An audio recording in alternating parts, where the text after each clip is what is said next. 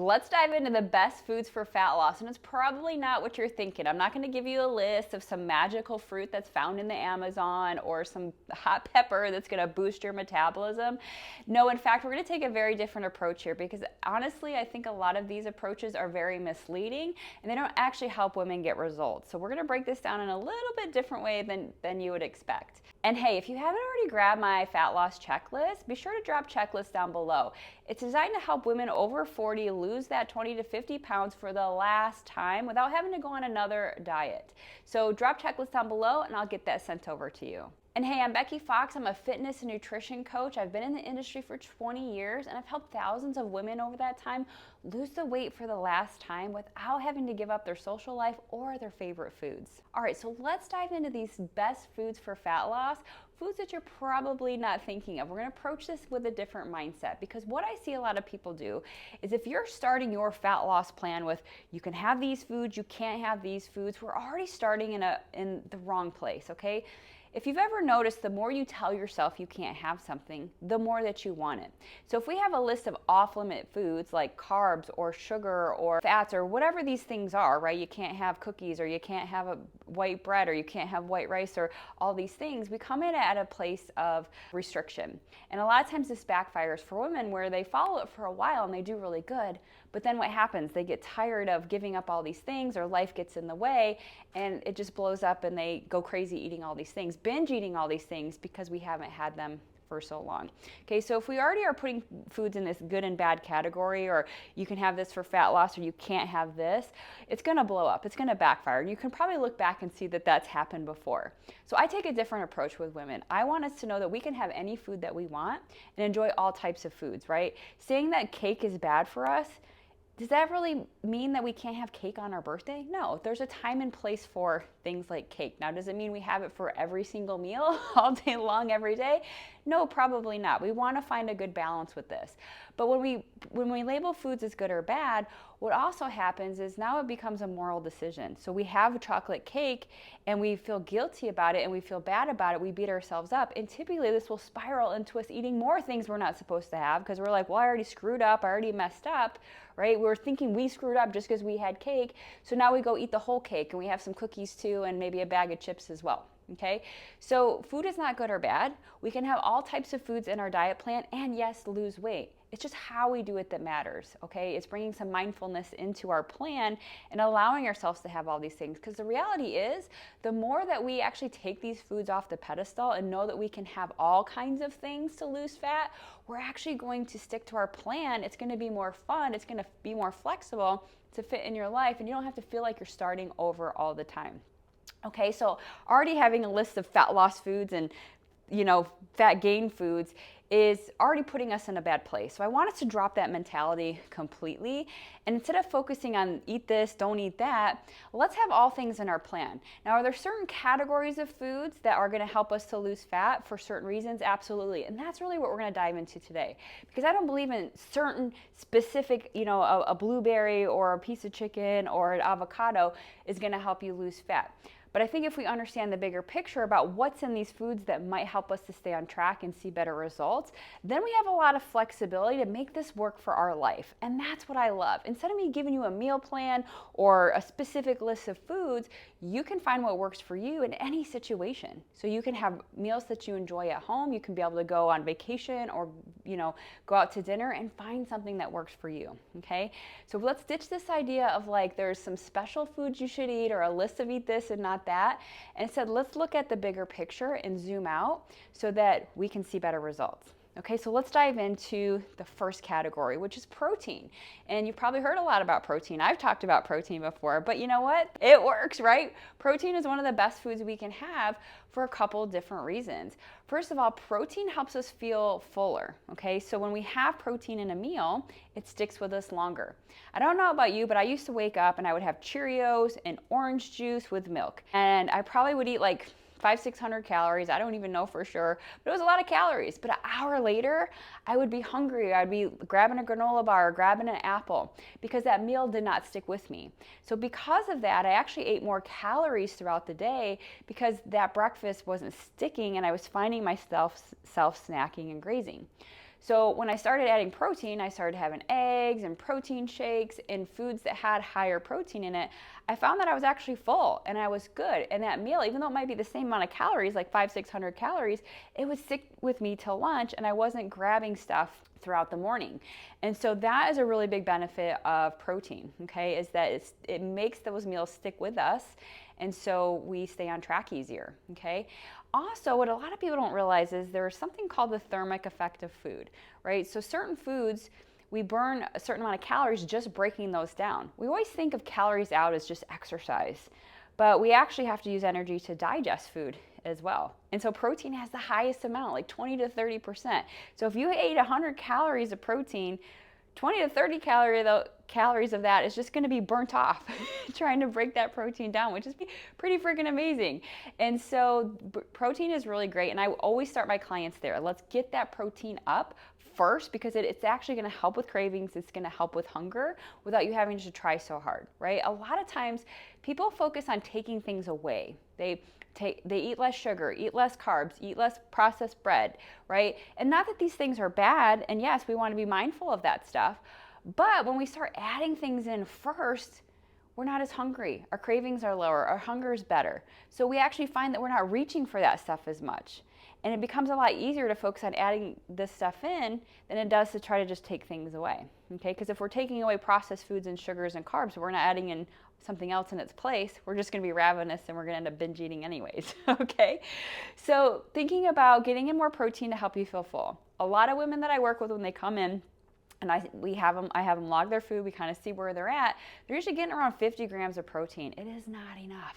Okay, it is not enough. So we want to get you to at least 100 grams to start. That's a good starting point. And then from there, you can dial it in. Most women are going to be somewhere around 100 to maybe 150 grams of protein based on their specific goals and that kind of thing. But 100 is a really good starting point. You're going to notice a huge difference in your fullness and those kinds of things. The last piece with protein, and then we'll move on to the next one, is as you're losing fat, it's really important that we're maintaining or gaining muscle in the process, okay? Protein is going to help with that. Protein is the building blocks for muscle. So if you are trying to lose fat, one of the most important things you have to keep in mind is that we want to be losing fat and not muscle. Okay, weight loss can be a combination of both.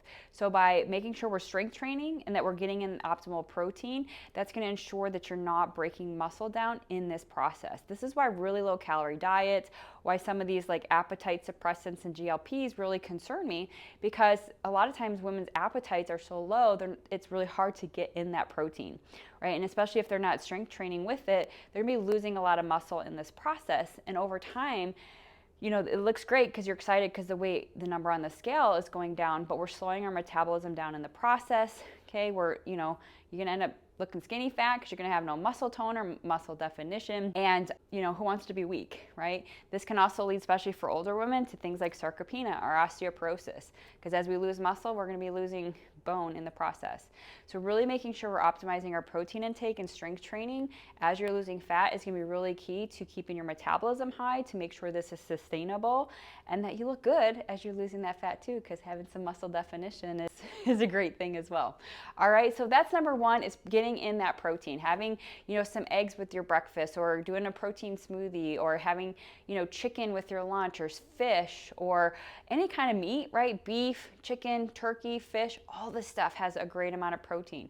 Plus things like eggs, and if you struggle to get protein in, a protein shake can be really great. It's not required, but it can be a way to fill that gap. So lots of options there for protein, okay? All right, the second one is fiber is similar to protein in that when you have more fiber in your meals, you're gonna feel full, it's gonna stick with you. Having the protein and fiber together really helps keep your blood sugar levels stable, right? When I would wake up and have that breakfast of just Cheerios and orange juice, what would happen is my blood sugar would spike way up, and because I had no protein or fiber to kind of keep it more level, it would come back down and it would crash back down, way too low. My blood sugar would drop, and then that's why I'm looking for snacks and looking for things to get my blood blood sugar back up. So by having that protein and fiber, we keep our blood sugar more stable. We don't have these like highs and lows of, hunger and cravings and energy and all this stuff being all over the place all day long, which is just going to make it really hard for you to stay on track. Okay. And by adding this stuff in, it just makes it easier for you to stay on track without having to try so hard. And that's the whole way to make this sustainable. Let's make it easier on ourselves so we don't have to work so hard to get there. And so fiber is going to do that. Plus, when we're giving our body the things it needs, the nutrients, the antioxidants, right, the proteins, all this good stuff, right, it's going to help keep our hunger and cravings in check as well. When we're undernourished, our body will raise hunger to get us to seek out more food so that it can get what it needs, okay? So, and not only that, all this good stuff is going to help us recover from our workouts and have more energy and feel our best and be healthy, okay? So having fiber, getting in fruits and vegetables is really great for lots of reasons, okay? So usually what I suggest to start, we do want to hit a goal of 25 grams of fiber a day, but if you're just getting started, have a fruit or vegetable in each meal. I see a lot of women eating meals where they don't have any fruits or vegetables at all. So if you just start by getting a fruit and or a vegetable, or you could do both, into your meals, it's gonna go a long way, right? This might just literally mean have your eggs, but have some fruit, a bowl of fruit on the side, right? If you're gonna make a sandwich for lunch, throw on some tomato, throw on some lettuce, maybe have a little side salad with it, right? With dinner, make sure you're roasting some vegetables or you could go crazy with the side salads, right? Have some cut up carrots or celery or peppers or, go buy a freaking veggie tray and just munch on that thing, okay, with your meals. It doesn't really matter how it happens. Just get creative and find ways to add veggies to your meals or onto the side of your meals, and that's gonna go such a long way. And yes, you can have fruits too. Fruits are okay. You can eat fruit. All right, let's dive into carbs next, because I know there's a lot of women out there thinking that carbs make you fat, that you can't have carbs, that they're bad for you, all these kinds of things. And I'm going to totally 100% disagree with this. First of all, carbs will give you energy. So when you have carbs in your diet, you're going to actually feel a lot better. When I was trying to do really low carb, I was tired, I was cranky. It was not a good combination. Okay, especially if you're working out and you're being active. We want to have those carbs to fuel our body and give us energy so that we can show up and do the things that we need to do to lose fat in the first place, okay? Second of all, they can be really helpful for women in midlife, especially for hormone health. Okay, so as our hormones are shifting or changing, right, sometimes doing things like going really low carb and cutting out carbs can increase cortisol. It increases stress on our system. We already have enough stress as it is. we don't need to make things worse. So we can increase stress on our system, not just for mental stress, right? Like I've had a busy day at work and it was overwhelming, but the things that we're doing. If we're cutting out carbs, if we're under eating, if we're over exercising, this can create stress on our system too, and that's gonna make it more difficult for you to stay on track. Your sleep might start to suffer, your hunger goes up, right? You notice that, as cortisol increases, it can increase redistribution of fat to your stomach. These kinds of things can happen, okay? So have those carbs, okay? Because not only like physically is it better, right? But mentally it's better. Carbs are delicious. They are amazing. It allows for a lot more flexibility in your life. You're gonna be less stressed because you're not trying to like give up birthday cake at a party or going out to dinner and having, a freaking taco with your friends because you're scared of eating a taco shell.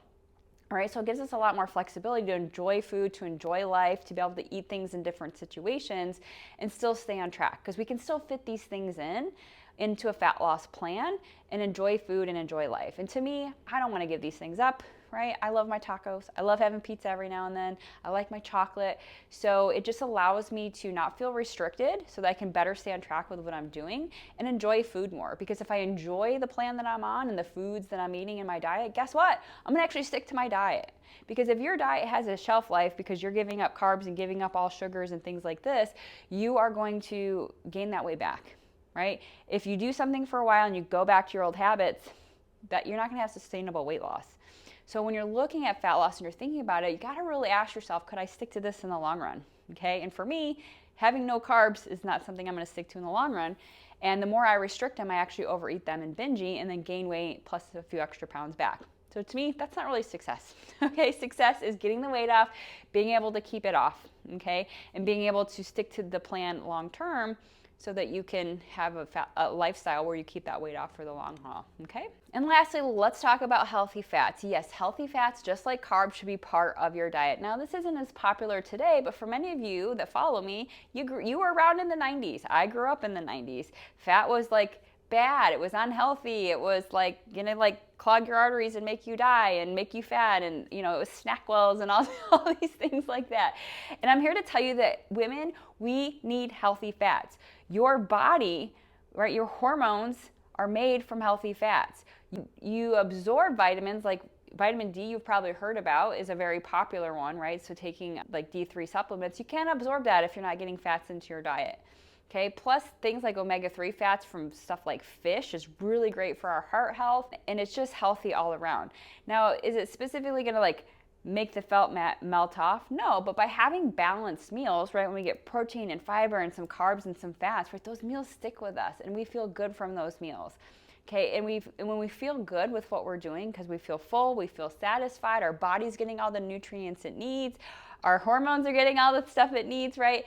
We feel our best. And when we feel our best, we stay on track with what we're doing and we stick to it long term. Okay, but the biggest thing for women is I don't like to see them go too low, because we want optimal hormones. We want enough fat to help us produce hormones and just give you, again, like carbs. Have some flexibility to have foods that you enjoy. There's probably some food, you know, chocolate has fat in it just like it has carbs.